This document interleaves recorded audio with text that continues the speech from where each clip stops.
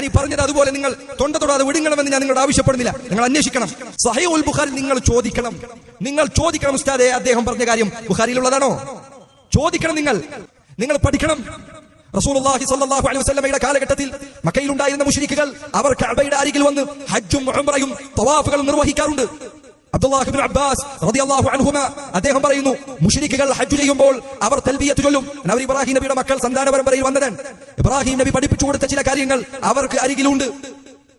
കഅബ തവാഫ് ചെയ്യുമ്പോൾ അവർ പറയും, ലബ്ബൈക അല്ലാഹുമ്മ ലബ്ബൈക ലബ്ബൈക ലാ ശരീക ലക ലബ്ബൈക.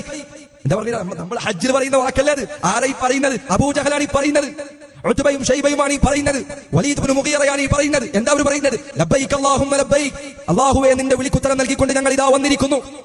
ലബ്ബൈക ലാ ശരീക ലക ലബ്ബൈക, അല്ലാഹുവേ നിന്റെ വിളിക്കുത്തരം നൽകി ഞങ്ങൾ ഇതാ വന്നിരിക്കുന്നു. നിനക്ക് ഒരു പങ്കാളിയുമില്ല. ആര് പറഞ്ഞ വാക്ക്? മക്കയിലെ മുശ്രിക്കുകൾ പറഞ്ഞ വാക്ക്. റസൂലുള്ളാഹി സ്വല്ലല്ലാഹു അലൈഹി വസല്ലം അതവർ പറയുമ്പോൾ അവിടുന്ന് അവരോട് പറയും, ഖത്തു വൈലക്കും, നിങ്ങൾ ഇവിടെ നിർത്തണേ. ഇതുവരെയാണ് ഇബ്രാഹിം നബി പഠിപ്പിച്ചത്. അതിനപ്പുറത്തുള്ള നിങ്ങൾ പറയരുത്. അതിനപ്പുറത്തുള്ളത് നിങ്ങൾ ഉണ്ടാക്കിയതാണ്. അവരവിടെ നിർത്തില്ല. അവർ പറയും, ഇല്ലാ ശരീകൻ ഹുവ ലക തംലികുഹു വമാ മലക, അല്ലാഹുവേ നിനക്ക് ഒരൊറ്റ പങ്കാളിയുണ്ട്. ആ പങ്കാളിയുടെ കാര്യം എന്താണ്? ഹുവ ലക, ആ പങ്കാളി അല്ലാഹുവേ നിന്റേതാണ്, നീ പഠിച്ചതാണ്, നീ ഉണ്ടാക്കിയതാണ്, നീയാണ് പങ്കാളിയുടെ ഉടമസ്ഥൻ. ലാത്തയുടെ ഉടമ നീയാണ്, ഉസ്സയുടെ ഉടമ നീയാണ്, മനാത്തയുടെ ഉടമ നീയാണ്.